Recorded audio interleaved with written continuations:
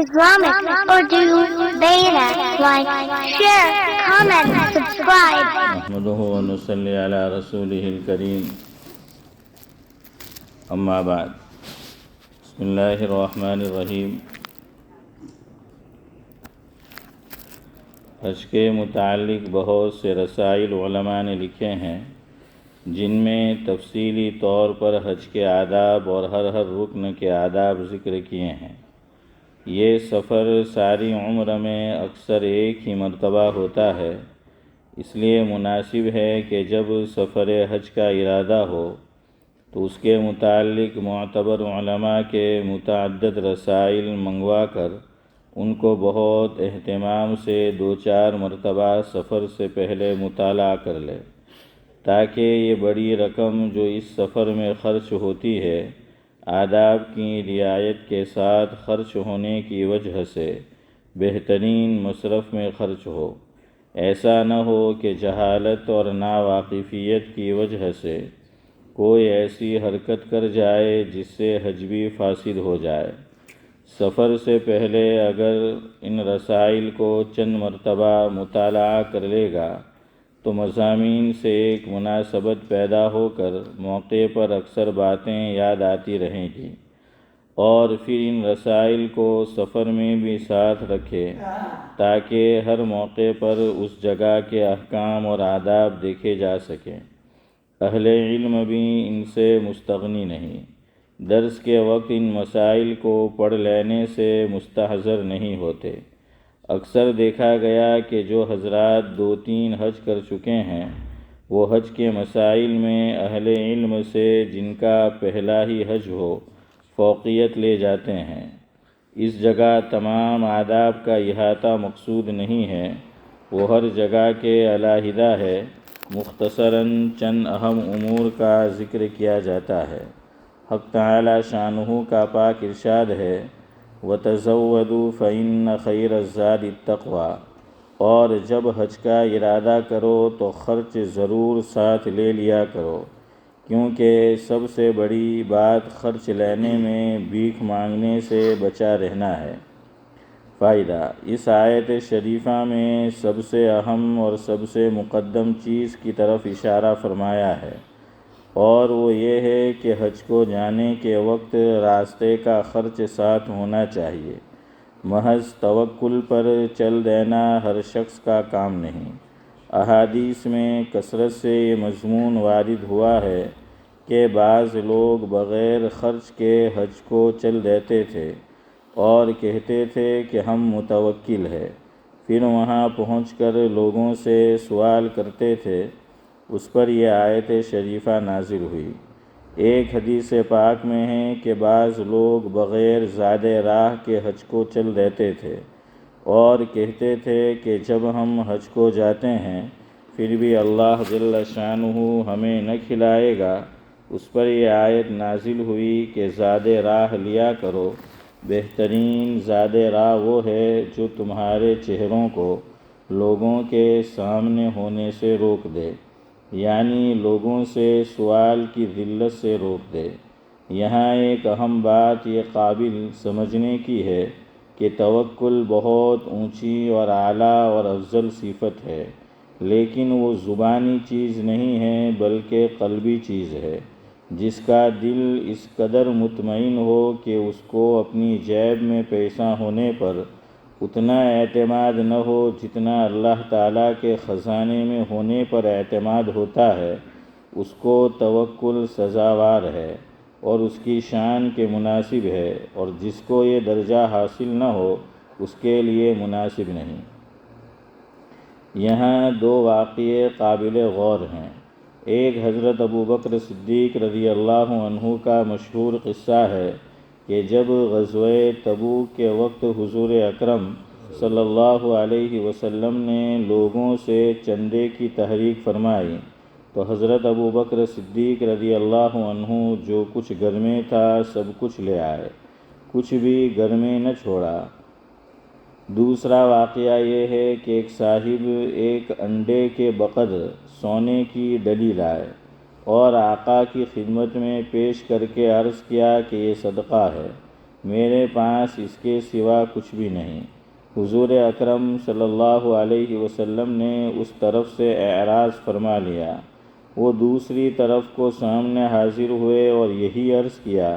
اسی طرح آقا اعراض فرماتے رہے اور وہ بار بار سامنے آ کر یہی عرض کرتے رہے۔ چوتھی مرتبہ میں حضور اکرم صلی اللہ علیہ وسلم نے اس کو لے کر اس زور سے پھینکا کہ اگر ان کو لگ جاتا تو زخمی کر دیتا۔ پھر ارشاد فرمایا کہ بعض آدمی اپنا سب کچھ صدقہ کر دیتے ہیں، پھر لوگوں کی طرف دستے سوال بڑھاتے ہیں۔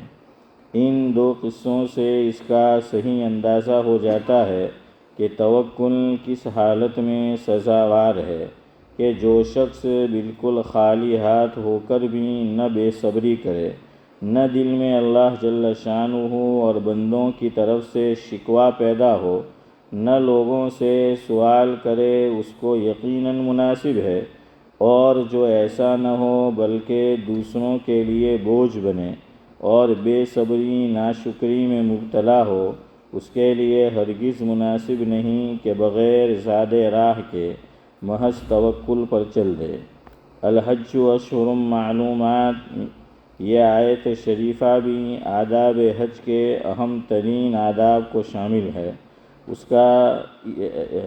اس کا ترجمہ پہلی فصل میں گزر چکا اور کچھ توضیح پہلی فصل کی احادیث میں سب سے پہلی حدیث پاک میں گزر چکی ہیں۔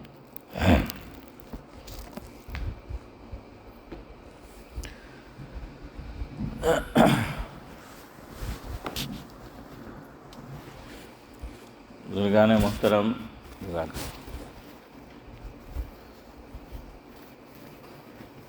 جمعرات کی مجلس میں حضرت عائشہ صدیقہ رضی اللہ تعالی عنہا کے تعلق سے کچھ باتیں پیش کی جا رہی ہیں، لیکن آج شروع میں قربانی کے تعلق سے 3-4 مسائل پوچھے گئے ہیں، تو پہلے اس کو ذکر کر دیتا ہوں۔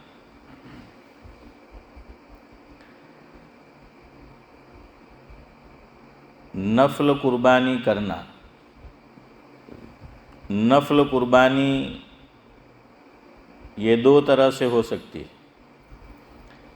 ایک تو حضور اکرم صلی اللہ علیہ وسلم کی طرف سے، اور دوسری آپ جس کی طرف سے کرنا چاہے، اپنے خاندان کے کسی آدمی کی طرف سے، کسی بزرگ کی طرف سے، صحابی کی طرف سے، کسی کی بھی طرف سے کرنا چاہے۔ تو نفل قربانی کا مسئلہ پوچھا گیا ہے۔ پہلے ایک بات یہ بھی سن لیں، آپ صلی اللہ علیہ وسلم کی طرف سے جو نفل قربانی ہم کرتے ہیں، اس میں جو لوگ 4 ائمہ میں سے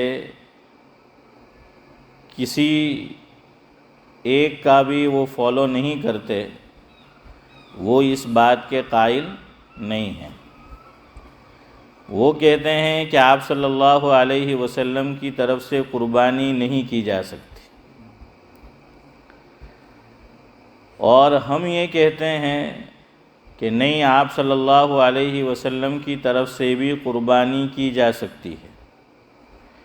جو منع کرتے ہیں، کیوں منع کرتے ہیں، آپ جا کے ان سے پوچھیں۔ وہ میرے ذمے تھوڑی ہے وہ بات کہنا۔ اور الحمدللہ یہاں کوئی بھی ایسا بیٹھا نہیں ہے، جتنے حضرات بیٹھے ہیں اس میں سے، کہ جو یہ کہتا ہو کہ آقا کی طرف سے قربانی نہیں کی جا سکتی۔ الحمدللہ ہم سب اس کو مانتے ہیں کہ آپ صلی اللہ علیہ وسلم کی طرف سے قربانی کی جا سکتی ہے۔ تو ہم اپنے دلائل دیں گے کہ ہم کیوں ایسا کہتے ہیں کہ آپ صلی اللہ علیہ وسلم کی طرف سے قربانی کی جا سکتی ہے۔ ترمذی شریف کا نام تو آپ نے سنا ہی ہے۔ درجہ عالمیت کے اندر جو آخری سال ہوتا ہے اس میں حدیث پاک کی جو کتب پڑھائی جاتی ہیں ان میں ایک کتاب کا نام ہے ترمذی شریف۔ ترمذی شریف میں حضرت انس رضی اللہ تعالی عنہ یہ بیان کرتے ہیں کہ میں نے حضرت علی رضی اللہ تعالی عنہ کو دیکھا، مفہوم ہے کہ میں نے دیکھا کہ رأیت علیٰ یضحی بکبشین قرنیین املحین، کہ وہ فرماتے ہیں کہ عید قربان تھی، آپ صلی اللہ علیہ وسلم دنیا سے پردہ فرما چکے تھے، اس کے بعد کا واقعہ ہے کہ آپ صلی اللہ علیہ وسلم دنیا میں نہیں ہیں۔ تو وہ بیان کرتے ہیں کہ میں نے عید قربان میں دیکھا کہ رأیت علیٰ یضحی بکبشین املحین قرنیین، کہ دو چت قبرے مینڈے حضرت علی رضی اللہ تعالی عنہ اس کی قربانی کر رہے تھے۔ اب یہ مسئلہ تو ہم سب جانتے ہیں کہ جس پر قربانی واجب ہوتی ہے تو اس کو اپنی طرف سے کتنے جانور قربان کرنے ہیں؟ ارے بولو یار، یا تو ایک حصہ بڑے جانور میں یا چھوٹا پورا جانور۔ اگر کوئی ایک آدمی پورا جانور اپنی طرف سے کرنا چاہے کوئی بات نہیں، لیکن کم از کم بڑے جانور میں پورا ایک حصہ، یہ یاد رکھو، پورا، دو آدمی مل کر نہیں کر سکتے کہ بھائی ایک حصے کے 20 پاؤنڈ ہیں تو میں یہ کہوں کہ 10 پاؤنڈ میرے اور 10 پاؤنڈ کسی اور کے، تو یہ نہیں ہو سکتا۔ بلکہ واجب قربانی کے لیے ایک آدمی کا پورا حصہ اپنی طرف سے ہونا ضروری ہے۔ یاد رکھنا، میں کس کے لیے کہہ رہا ہوں؟ واجب لفظ یاد رکھنا کہ گڑبڑ نہ ہو، کہ واجب قربانی جو مجھ پر واجب ہے، آپ پر واجب ہے، اس کا پورا حصہ اگر بڑا جانور ہے تو ہمارا تنہا ہونا چاہیے، اور چھوٹا جانور ہے تو وہ بھی پورا کا پورا حصہ اس میں تو ہونا ہی ہونا ہے۔ تو اب حضرت علی رضی اللہ تعالیٰ عنہ پر تو ایک ہی قربانی ان کو بھی کرنی چاہیے تھی جانور کی کہ جو ان پہ واجب تھی، لیکن وہ 2 کر رہے تھے۔ تو سوال پیدا ہوا ان کو، تو انہوں نے پوچھا حضرت علی رضی اللہ تعالیٰ عنہ سے کہ آپ پہ تو ایک قربانی واجب ہے، یہ میں سمجھانے کے لیے کہہ رہا ہوں کہ آپ پہ تو ایک قربانی واجب ہے، آپ 2 چھوٹے جانور کی قربانی وہ کر رہے ہیں، ایسا کیوں؟ تو حضرت علی رضی اللہ تعالیٰ عنہ نے فرمایا کہ اوصانی خلیلی، یہ لفظ ہے حدیث میں، خلیل کا لفظ، جیسے قرآن کریم میں اللہ تبارک و تعالیٰ نے جلیل القدر پیغمبر حضرت ابراہیم علیہ السلام کے لیے لفظ استعمال فرمایا کہ وَاتَّخَذَ اللَّهُ إِبْرَاهِيمَ خَلِيلًا، یہی لفظ حدیث پاک میں ترمذی شریف میں روایت موجود ہے، حضرت علی رضی اللہ تعالی عنہ نے حضور کے لیے استعمال فرمایا کہ مجھے میرے خلیل نے وصیت کی تھی کہ میں 2 جانور قربان کروں، ایک میں اپنی طرف سے کروں اپنا جانور، اور دوسرا حضرت نبی کریم صلی اللہ علیہ وسلم کی طرف سے کروں۔ تو یہ جو 2 جانور ہے اس میں ایک میری طرف سے ہے اور ایک حضرت نبی کریم صلی اللہ علیہ وسلم کی طرف سے ہے۔ یہی ہماری دلیل ہے۔ حضرت مولانا مفتی سعید احمد صاحب پالن پوری نور اللہ مرقدہ کی ترمذی شریف کی تقریر جو حضرت دارالعلوم دیوبند میں فرماتے تھے وہ کتابی شکل میں چھپ چکی ہے۔ اس کا نام ہے کتاب کا تحفۃ الالمعی، تحفۃ العلمعی کے اندر جہاں یہ روایت آئی ہے، حضرت مولانا مرحوم نے یہ ذکر فرمایا جس کا خلاصہ یہ ہے کہ آپ صلی اللہ علیہ وسلم نے ڈائریکٹلی مجھے اور آپ کو تو نہیں کہا کہ میری طرف سے جانور تم عید قربان پہ قربان کیجیے، یہ مجھ سے آپ سے قیامت تک آنے والے ان الذین آمنوا سے سوائے حضرت علی رضی اللہ تعالیٰ عنہ کو چھوڑ کر حضور نے کسی سے نہیں کہا ہے کہ میری جانب سے تم قربانی کیجیے۔ ہاں، حضرت علی رضی اللہ تعالیٰ عنہ سے فرمایا تھا کہ علی میری طرف سے تو قربانی کرتے رہنا عید قربان کے موقع پر۔ یہی دلیل ہم سب کے لیے بھی ہیں، وہ کیسے؟ تو حضرت مفتی سید احمد صاحب پالنپوری رحمۃ اللہ علیہ نے فرمایا خلاصہ یہ ہے کہ حضور نے ڈائریکٹ تو مجھ سے اور آپ سے نہیں فرمایا، لیکن حضور کا منشا معلوم ہو گیا۔ کیا معلوم ہو گیا؟ منشا جانتے ہو نا؟ ارادہ، حضور کا ارادہ، حضور کا منشا، حضور کی چاہت، یہ ہمیں معلوم ہو گئی۔ تو اب ہمیں بھی چاہیے کہ حضور کا منشا یہی تھا کہ آپ کی طرف سے عید قربان کے موقع پر جانور قربان کیا جائے۔ اب حضرت علی رضی اللہ تعالیٰ عنہ تو دنیا میں رہے نہیں، تو اب ہم سب، اللہ تبارک و تعالیٰ نے اگر مجھے اور آپ کو وسعت، طاقت، مال و دولت، روپیہ پیسہ دے رکھا ہے، تو ہمیں چاہیے کہ جہاں ہم اپنی طرف سے جانور قربان کرتے ہیں وہاں حضرت نبی کریم صلی اللہ علیہ وسلم کی طرف سے بھی جانور کو قربان کریں۔ اب میں نے ابھی جن کا ذکر کیا، حضرت مفتی سید احمد صاحب پالنپوری رحمۃ اللہ علیہ کا، حضرت نے اسی میں آگے ایک بات یہ بھی ذکر فرمائی ہے کہ میرا، یعنی حضرت مفتی صاحب رحمۃ اللہ علیہ کا معمول یہ ہے کہ میں ہر عید قربان کے موقع پر 2 چھوٹے جانور خریدتا ہوں۔ کون سے جانور ہیں حنیف بھائی؟ چھوٹے جانور۔ بکرے کو کیوں پکڑو، چھوڑو بیچارے کی جان، ہیں چھوٹے جو بھی ہے، میڈا آپ لے لو، ہیں یا بہرحال تو چھوٹا جانور حضرت نے فرمایا کہ میں خریدتا ہوں۔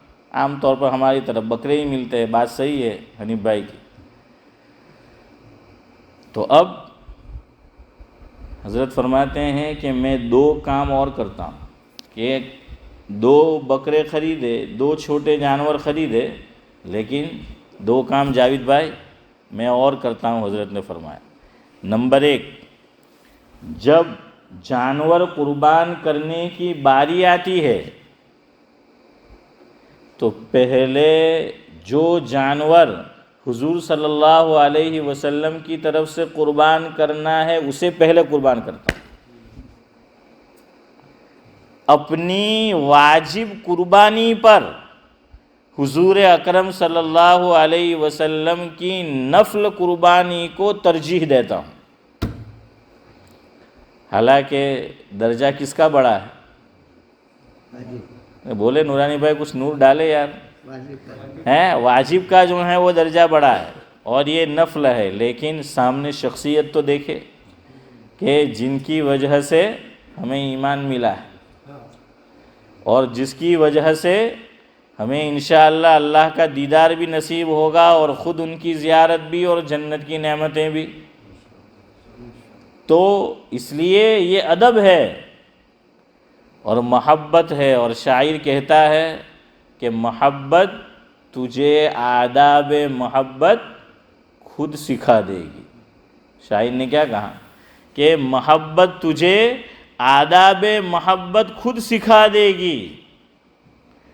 تو ذرا سوچ تو صحیح، تجھے محبت کا راستہ سجا دے گی۔ تو ذرا سوچ تو صحیح، تجھے محبت کا راستہ سجا دے گی۔ تو یہاں اپنی واجب قربانی کو بعد میں حضرت قربان کرتے تھے، پہلے حضور صلی اللہ علیہ وسلم کی طرف سے جو جانور خریدا ہے نفلی قربانی کا، اسے پہلے ذبح کرتے تھے۔ اور دوسرا کام حضرت رحمۃ اللہ علیہ یہ کرتے تھے کہ میں نے 2 جانور خریدے تو دیکھتا تھا کہ مہنگا کون سے والا ہے، مہنگا کون سے والا ہے، کون سا زیادہ رقم والا ہے. تو جو قیمتی ہوتا تھا دونوں میں، تو زیادہ رقم والے جانور کو اور قیمتی جانور کو حضرت نے اس میں فرمایا وہاں پر کہ حضور کی طرف سے میں اس کو قربان کرتا تھا. اب ہمیں اور آپ ذرا دیکھیں ہمارا قیمتی کون سا ہوگا. ہم تو 5 پاؤنڈ ڈھونڈتے ہیں کہ کیا مدرسہ والا ہم کہ سستی کرتا ہے. اور جیسی روح ویسے فرشتے. بعض مدارس والے بھی بہت ہوشیار، یا بعض تنظیم والے بھی، کہ یہ 5 10 پاؤنڈ بھی دیکھیں گے تو سب نے 110 رکھے، یہ کم بخت 95 ہی رکھتے ہیں یا 100 رکھ دیتے ہیں کہ بھائی یہ خریدیں گے. اب جو لوگ جانور قربان کرنے جاتے ہیں، میرے ساتھ پڑھا ہے جنہوں نے یا ہم ساتھ کھیلے ہیں، وہ جاتے ہیں بنگال، تو انہوں نے مجھے بتایا، اللہ کے گھر میں بیٹھا ہوں، فرمایا یہ جو سستی قیمت رکھتے ہیں 90 پاؤنڈ 95 100، کبھی تم جا کے وہ جانور دیکھو مریل ٹٹو ہوتا ہے. ہم نے تو یہ سوچ لیا کہ 5 پاؤنڈ 10 پاؤنڈ ایک پہ بچ گئے، لیکن جا کے تو دیکھو کہ وہ جانور کیسا ہوتا ہے، بالکل لاغر دبلا پتلا سوکھا جو ہے وہ ہوتا ہے. اور شاید ایسا بھی ہوتا ہوگا جیسے ہوا کہ حضرت مولانا مفتی ظرفعلی خان صاحب رحمۃ اللہ علیہ سے سنا میں نے، مرحوم ہو گئے، اللہ مرحوم کو غریق رحمت کرے، کہ ایک صاحب ٹیمپو کے اندر ایک بکرا لے کر آئے صدقے کا، اور کہنے لگے کہ حضرت کسی کو بھیجئے بکرے کو جو ہے وہ اٹھا کر لانا ہے. حضرت نے فرمایا کہ حضرت نے فرمایا کہ اٹھا کے کیوں لانا ہے، چلا کے لاؤ. تو کہنے لگا کہ امتیاز بھائی صحیح طرح چل نہیں سکتا، اور پھر حضرت سے پوچھنے لگا کہ چلے گا تو صحیح نا صدقے میں. تو حضرت نے فرمایا کہ وہ یہاں نہیں چل سکتا تو وہاں کیسے چلے گا. تو ہے کہ وہ یہاں نہیں چل سکتا تو وہاں جو ہے وہ کیسے چلے گا. قرآن نے بھی فرمایا نا کہ یا ایھا الذین آمنوا انفقوا من طیبات ما کسبتم ومما اخرجنا لکم من الارض ولا تیمموا الخبیث الی آخرہ. تو بہرحال حضرت کا دوسرا معمول یہ تھا کہ اچھا جانور. اور حضرت تھانوی نے تو لکھا ہے مفہوم اسماعیل چچا کہ قربانی تو سال میں 1 مرتبہ آتی ہے. تو حضرت تھانوی نے تو یہاں تک لکھا ہے کہ کسی مسلمان پہ قربانی واجب نہ ہو تو بھی یہ اتنا پیارا عمل ہے کہ اس کو پھر بھی کرنا چاہیے. اور ایک حصہ تو کچھ مہنگا نہیں ہوتا، 15-20 پاؤنڈ میں بڑے جانور میں ایک حصہ مل جاتا ہے. تو یہ کون سی جو ہے وہ بڑی رقم ہوئی، آرام سے 15-20 پاؤنڈ کے اندر ایک حصہ جو ہے وہ آ جاتا ہے. بہرحال تو ایک تو آپ کو یہ بتایا کہ حضور صلی اللہ علیہ وسلم کی طرف سے قربانی کرنا جائز ہے. ایک ہی دلیل پہ اکتفا کرے اس لیے کہ اب ٹائم نہیں ہے، 5 منٹ ہے ہمارے پاس. اب جو مسئلہ خاص پوچھا گیا ہے اس پہ ذرا روشنی ڈال دوں. بقیہ کچھ باتیں میں نے سوچا ہے کہ بقرعید ویسے بھی قریب ہے، زیادہ دن نہیں ہے. وہ جو قبرستان والا معاملہ چل رہا ہے کہ میت کی فوٹو کھینچنا چاہیے نہیں کھینچنا چاہیے، تو اس کی ایک حد تک تو میں نے تصویر کھینچ دی. نہیں سمجھے؟ بات کو بیان کرنا اسے بھی کیا کہا جاتا ہے؟ تصویر کھینچنا. تو میں نے یہ سوچا انشاءاللہ اس کو بقرعید کے بعد شروع کریں گے. اور ابھی کچھ مسائل جو ہیں وہ اسی کے جان لیتے ہیں کہ اب اس کے دن ہے اور آخری عشرہ بھی آ رہا ہے. تو انشاءاللہ جیسے ہی بقرعید ختم ہوگا تو جو موضوع چل رہا تھا اس پہ انشاءاللہ کلام کریں گے. وہ تو آپ کو بتا دیا ہے کہ بھائی میت کی تصویر کھینچنی نہیں چاہیے. اب آپ کہیں گے کہ بزرگوں کی بھی انتقال ہوتا ہے ان کا، تو ان کی تصویر واٹس ایپ پہ آتی ہے کھینچتے ہیں، تو آپ ان کی ٹانگ کھینچیں، میری کائے کو کھینچتے ہو؟ نہیں کھینچنا چاہیے. وہ کسی نے کھینچ لیا تو اس کو میں کیا کروں؟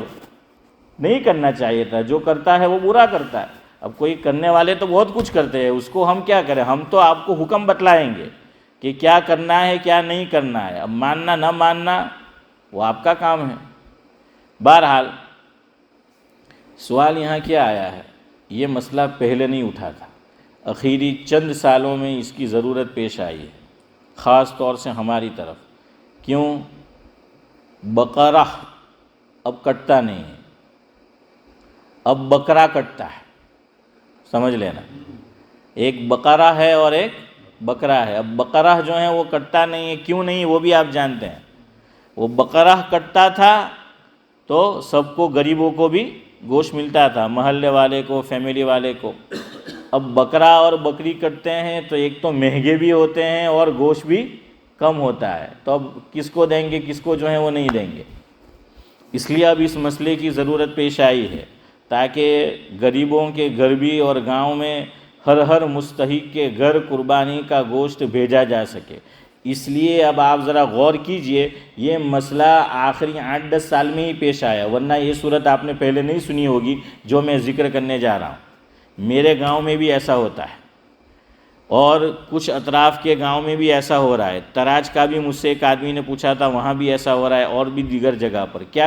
کیا شروع کیا ہے ہماری طرف گاؤں میں کہ حضور صلی اللہ علیہ وسلم کی طرف سے نفل قربانی کی نیت کی جاتی ہے، اور حضور صلی اللہ علیہ وسلم کی طرف سے نفل قربانی کی نیت سے چھوٹا جانور بکرا بکری وہ خریدا جاتا ہے، لیکن ایک آدمی کا پیسہ نہیں ہوتا، اس کے لیے عام چندہ کیا جاتا ہے کہ جاوید بھائی آپ 10 پاؤنڈ دو، نورانی بھائی آپ جو ہیں 10 پاؤنڈ دو، حشیم بھائی آپ 10 پاؤنڈ دو، اور محی الدین بھائی آپ جو ہیں 10 پاؤنڈ دو، اسماعیل چچا آپ دو، امتیاز بھائی، حنیف بھائی، حافظ یوسف تو اور یوسف بھائی، یہ سب سے تھوڑا تھوڑا خریدا جاتا ہے۔ مان لو کہ 200 پاؤنڈ کا بکرا آتا ہے، مان لو جتنے کا بھی آتا ہو، تو کتنے آدمی نے، سب نے 10 پاؤنڈ نکالے، اور 200 پاؤنڈ کا ایک بکرا ہے، تو کتنے آدمی چاہیے؟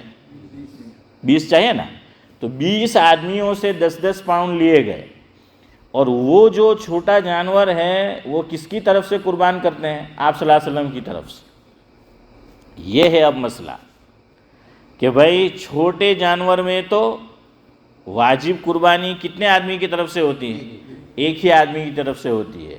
اب یہ مثال جو میں نے آپ کو بتائی، اس سال بھی ہمارے گاؤں میں ہو رہا ہے، تو اس میں 20 آدمی ہو گئے 10 پاؤنڈ کے ذریعے۔ تو اب اس طرح سے نفلی قربانی آپ صلی اللہ علیہ وسلم کی طرف سے ہو سکتی ہے یا نہیں ہو سکتی، یہ مسئلہ اب لوگ پوچھ رہے ہیں ہماری طرف۔ کیوں؟ یہ چیز اب ہونے لگی ہے، پہلے اس کی ضرورت نہیں تھی۔ کیوں نہیں تھی وہ میں نے آپ کو بتا دیا، اور اب اس کی ضرورت ہے۔ اور 200 پاؤنڈ کا ایک بکرا یا بکری ہے تو بھائی کتنے لوگ دیں گے؟ لیکن یہ شکل میں کئی بکرے اور بکریاں خریدی جا سکتی ہے کہ بھائی تھوڑی چھوٹی رقم جو ہے وہ ہم نے اکٹھی کی اور چھوٹا جانور جو ہے وہ خرید لیا۔ اس میں علماء کی 2 رائے ہے، میں صرف آج آپ کو جواب سنا دیتا ہوں، پھر اس کی تفصیل انشاءاللہ آئندہ ہفتے عرض کروں گا۔ اسی لیے میں نے کہا کہ مجھے یہ مسئلہ ذرا تفصیل سے بیان کرنا تھا، اس لیے آئندہ ہفتے اس کو چھیڑیں گے انشاءاللہ۔ حضرت مفتی سعید احمد صاحب پالنپوری رحمۃ اللہ علیہ اس صورت کو ناجائز کہتے ہیں کہ نہیں، اس طرح سے قربانی ادا نہیں ہوتی نفلی۔ یہ حضرت مفتی سعید احمد صاحب پالنپوری رحمۃ اللہ علیہ کی رائے تھی، اور بھی دیگر اکابر جو کچھ حیات بھی ہے ہمارے یہاں اب بھی، اللہ تعالیٰ ان کا سایہ تادر سلامت رکھے ہم پر، ان کی بھی یہ رائے ہے کہ بھائی اس طرح سے نہیں ہو سکتی۔ اور کچھ علماء وہ یہ کہتے ہیں کہ نہیں، اس طرح سے جو ہیں وہ ہو سکتی ہے، اور دلیل میں وہ 2 باتیں پیش کرتے ہیں، اور دلیلیں ہیں اس میں سے 2، تو دونوں دلیلیں آپ کو سنا دیتا ہوں کہ وہ یہ کہتے ہیں، اب جو منع کرتے ہیں ان کی کیا دلیل وہ انشاءاللہ بعد میں، لیکن چونکہ یہ کام ہو رہا ہے اس لیے آپ کو دلیل دے رہا ہوں کہ وہ کیا دلیل دیتے ہیں، تو وہ آپ سن لیجئے۔ نمبر 1، وہ یہ کہتے ہیں کہ مثال کے طور پر میں اپنے والد کی طرف سے نفل حج کرانا چاہتا ہوں، حج بدل کسی کو، میرے والد کی طرف سے، میرے والد نہیں یہ دنیا میں، اللہ مرحوم کو غریق رحمت کرے۔ تو اب ہم 6 بھائی بہن ہیں، تو ہم 6 بھائی بہن نے پوچھا کہ حج بدل کتنے میں ہوگا، تو ہمیں بتایا گیا کہ 600 پاؤنڈ میں، مان لو 600 پاؤنڈ میں۔ تو ہم 6 بھائی بہن نے سب نے یکساں رقم نکالی تو ہر ایک کے اوپر کتنے پیسے آئیں گے؟ 100 پاؤنڈ آئے نا، 100 پاؤنڈ.